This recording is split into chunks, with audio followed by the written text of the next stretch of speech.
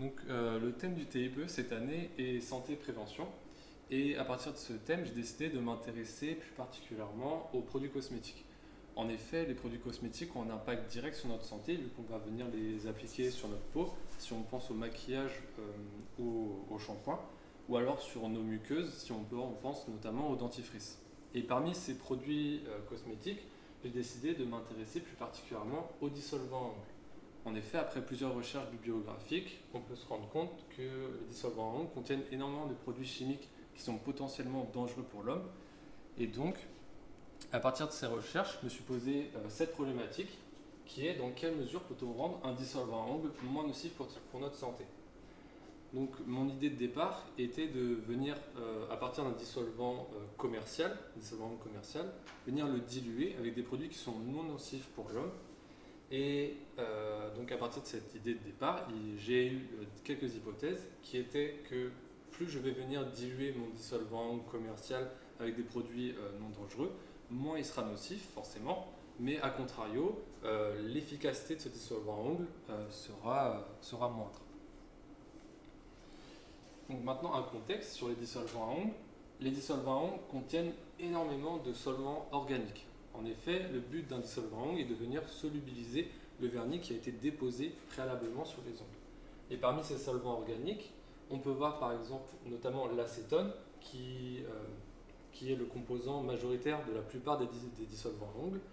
Mais on peut retrouver aussi le méthanal ou le toluène qui sont notamment utilisés pour les dissolvants à ongles avec l'appellation sans acétone. Pour mon TIPE, j'ai décidé de m'intéresser uniquement à l'acétone. Et l'acétone présente plusieurs dangers pour l'homme, notamment l'irritation des voies respiratoires et des vertiges à une faible exposition. Mais à plus haute dose, il peut provoquer chez l'homme des problèmes au niveau des reins et aussi du foie. C'est pour cela venir réduire la fraction volumique d'acétone dans un dissolvant à ongles permet de le rendre moins nocif. Le problème qui venait s'ajouter, le sous-problème qui venait avec ma problématique, était de venir quantifier l'efficacité d'un dissolvant à ongles, d'avoir une donnée chiffrée. Et pour cela, j'ai décidé de mettre en place ce protocole avec la partie en verte qui est ma partie avant mon expérience, avec venir donc l'application du vernis sur un support et parallèlement à ça, venir fabriquer mon dissolvant commercial que je vais venir donc diluer. Ensuite, ma partie en rouge ici, qui est la partie expérience, où là je dois trouver un protocole pour venir appliquer mon dissolvant sur mon vernis de façon reproductible. Et enfin la partie bleue qui correspond à la partie analyse, où là j'ai décidé donc de prendre en photo mes ongles et mon vernis avant l'expérience et après l'expérience. Et ces photos, je viens les analyser à l'aide d'un programme Python, notamment avec la bibliothèque PIL.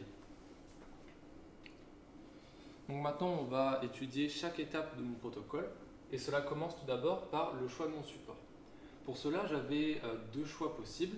Soit j'utilisais mes propres ongles, soit je venais utiliser des faux ongles. L'avantage d'utiliser mes propres ongles est que j'avais donc un modèle qui était réaliste. En effet, le dissolvant à ongles, il est utilisé notamment sur les ongles et non sur les faux ongles, vu que les faux ongles sont jetables. On ne va pas utiliser du dissolvant dessus.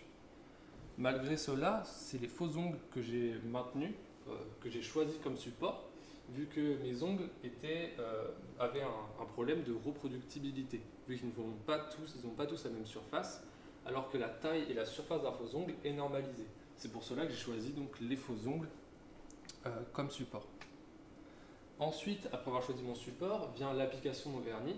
Pour cela, comme on peut le voir sur la photo, j'ai choisi un vernis de couleur bleue, vu que mon programme Python détecte trois couleurs, le bleu, le vert et le rouge, et arbitrairement, il fait que je choisisse une de ces trois couleurs. J'ai choisi le bleu. Ensuite, pour venir appliquer mon vernis sur mes faux ongles, j'utilisais donc le pinceau qui était fourni avec le vernis à ongles et je l'appliquais en trois coups. Avec un premier coup sur le centre de mon faux ongle, ça me permettait d'étaler la majorité du vernis. Et ensuite deux petits coups sur les deux bords de mon faux ongle pour venir homogénéiser la couche. Ça me permettait, après plusieurs tests, comme on peut le voir juste ici, d'avoir une couche qui était uniforme sur mon faux ongle. Donc maintenant qu'on a appliqué le vernis, vient la fabrication de mon dissolvant. Pour cela, je venais donc diluer un dissolvant commercial qui était à base d'acétone, qui était 100% composé d'acétone. Et Et je venais donc diluer ce dissolvant à l'aide de deux produits, qui est le jus de citron et le vinaigre. Ces deux produits, je les ai choisis vu que après plusieurs recherches sur la fabrication de dissolvants à ongles maison, le jus de citron et le vinaigre étaient les deux ingrédients qui revenaient le plus. J'ai donc décidé de venir diluer mon dissolvant commercial avec ces deux produits non nocifs pour l'homme. Donc maintenant qu'on a notre vernis posé sur notre support, maintenant qu'on a notre dissolvant dilué, vient le moment de l'expérience. Pour cela, j'ai dû essayer plusieurs montages avant de trouver le montage final. Et mon premier montage était celui des bains de dissolvant. Comme on peut le voir sur cette photo, j'avais plusieurs faux ongles posés sur des pics en bois et plusieurs béchères contenant des fractions volumiques et de dissolvant et des compositions différentes. L'avantage de ce protocole était qu'il était très facile à mettre en œuvre, vu que cela me prenait que quelques minutes à mettre en place ce montage et ça me permettait d'avoir juste 5 minutes de temps de trempage, c'était parfait. Le problème, c'est que le vernis ne se décollait pas de lui-même lorsque je le sortais du bain. Il fallait que je vienne frotter mon vernis et vu que c'était à moi l'opérateur de venir frotter, je ne pouvais pas contrôler la force que j'appliquais et donc ce n'était pas reproductible.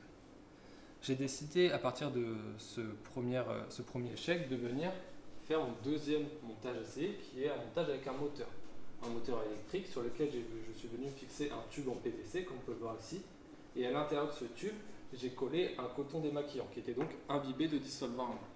L'avantage de ce montage était que le résultat était très satisfaisant. On voyait une réelle différence à l'œil de mon faux ongle avec le vernis donc avant le montage et après le montage. On avait vraiment une tâche enlevée. Le problème, c'est que j'avais énormément de ratés avec ce montage, vu que comme on peut le voir, le coton n'était pas parfaitement circulaire du fait de son épaisseur, et donc le faux ongle venait arracher le coton ou même venir désaxer le tube en PVC de mon moteur. Et donc, à partir de ces deux premiers montages préliminaires, vient donc mon montage final que je vais vous présenter maintenant. Donc, voici la photo de mon montage final. Avec ici, je vous l'indique, mon pic en bois avec mon faux ongle qui est à l'intérieur de mon tube en PVC. La première partie de mon montage est l'alimentation. L'alimentation me permettait donc d'alimenter mon moteur électrique et je pouvais donc venir régler la tension et l'intensité que je venais appliquer à ce moteur et elle était tout le temps identique pour chaque expérience. Ensuite, mon moteur électrique qui a la même structure mais qui est composé à l'intérieur, qui est donc avec une gaze à l'intérieur.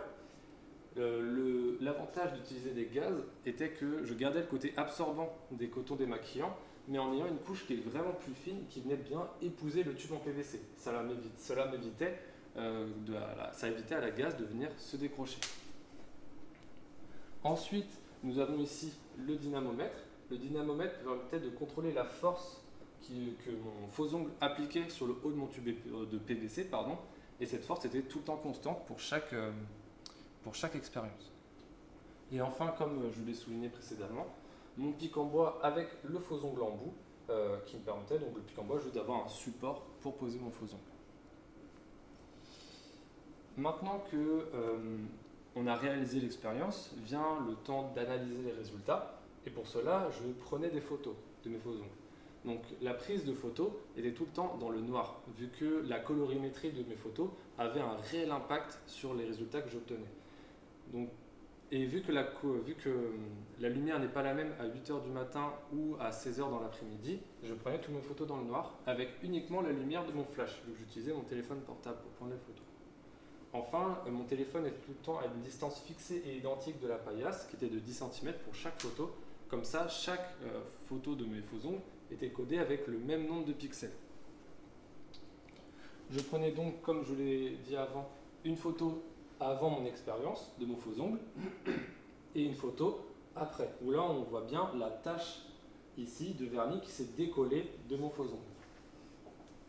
Après avoir pris ces photos, je les intégrais donc dans mon programme Python qui fonctionne de cette manière, avec ici SumPixel qui est un compteur qui permet de compter le nombre de pixels bleus, et ensuite deux boucles qui me permettent de balayer ma photo et de parcourir chaque pixel de ma photo. Et si le pixel I compte rentre bien dans les critères de la couleur bleue, donc avec rouge inférieur à 100, bleu supérieur à 50 et vert inférieur à 100, alors on va avoir, le compteur va ajouter +1 à lui-même. Et on peut le voir de manière plus visuelle avec ces photos-ci, où mon programme a donc remplacé chaque pixel bleu qui comptait par un pixel vert. On voit bien que mon programme a compté tous ces pixels bleus sur la photo avant, mais sur la photo après, on voit bien cette grande tache où il n'y a plus de vernis. Mon programme a donc bien détecté qu'il y avait une tache de vernis en moins. Enfin, vient le moment donc, où je vais pouvoir vous présenter mes résultats. On peut souligner ici la limite de mon programme. Cette limite, je l'ai obtenue en prenant des photos d'un même faux ongle, mais sous plusieurs angles différents, en le décalant entre chaque photo. Et en comparant ces photos dans mon programme, mon programme a remarqué tout de même une différence, alors qu'il n'y avait pas de vernis enlevé. Et cette différence était de l'ordre d'1% pour chaque paire de photos, d'où cette limite. Donc, ce graphe représente la fraction volumique de jus de citron en fonction du pourcentage de vernis enlevé.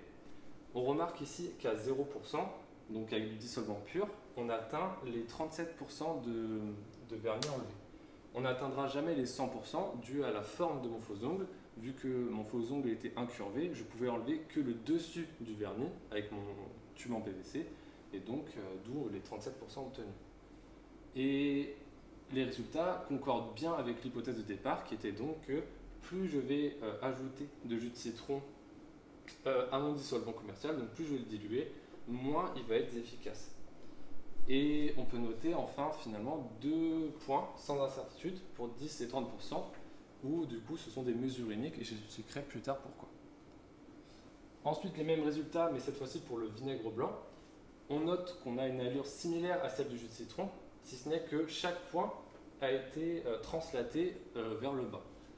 Et un autre point qu'on peut souligner, c'est celui à 40% qui passe en dessous de la limite du programme. Donc dans l'analyse de mes résultats, donc je l'ai montré ici dans ce graphe, mais il n'est pas exploitable ce point. Et enfin, on a encore le même problème à 10% et à 30%, il n'y a pas d'incertitude. Et cela est dû au caractère chronophage de mon protocole.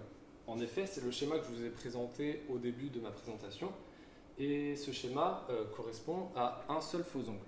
Et donc, vu que mettre en place tout ce protocole pour un seul faux ongle me prenait aux alentours de 1 heure, et dû au fait que j'ai dû faire énormément de tests préliminaires avant d'arriver au protocole final, il ne me restait pas assez de temps pour avoir une incertitude précise sur chacun de mes points. La solution que j'ai choisie était la suivante, c'est-à-dire de réaliser des mesures d'incertitude tous les 2 points. Ça me permettait de conserver l'allure de mes graphes, ça me permettait de bien voir plus j'allais diluer mon dissolvant commercial, moins il va être efficace.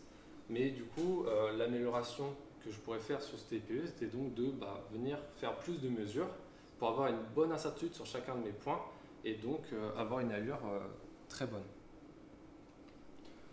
Enfin, en conclusion, ce TIPE m'a apporté énormément de connaissances sur le domaine de la cosmétique. J'ai appris énormément sur la composition des dissolvants à ongles et pourquoi la mode des dissolvants sans acétone est si importante, vu qu'on peut le voir avec l'ajout de vinaigre et de citron, donc avec en bleu mon dissolvant pur, en vert le dissolvant contenant du jus de citron et en rouge ce contenant du vinaigre. On peut voir que l'efficacité diminue bien avec l'ajout de vinaigre ou de jus de citron en fraction volumique ajoutée. Si ce n'est qu'on remarque bien sur ce graphe, donc sans les incertitudes pour avoir une meilleure lisibilité, qu'on obtient de meilleurs résultats avec le jus de citron. Donc si on doit choisir un ingrédient à ajouter à un dissolvant, ce serait plutôt du jus de citron et non du vinaigre. Enfin, ma problématique était dans quelle mesure peut-on rendre moins nocif un dissolvant à ongles pour notre santé.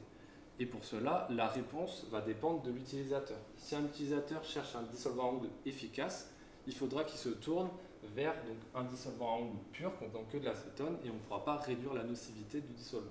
A contrario, si un utilisateur cherche un dissolvant à ongles en fonction de ses composants et de sa nocivité, il pourra s'orienter vers un dissolvant à ongles contenant 20% en fraction volumique de jus de citron et ça lui permet d'avoir un dissolvant qui reste tout de même efficace, mais en étant moins nocif.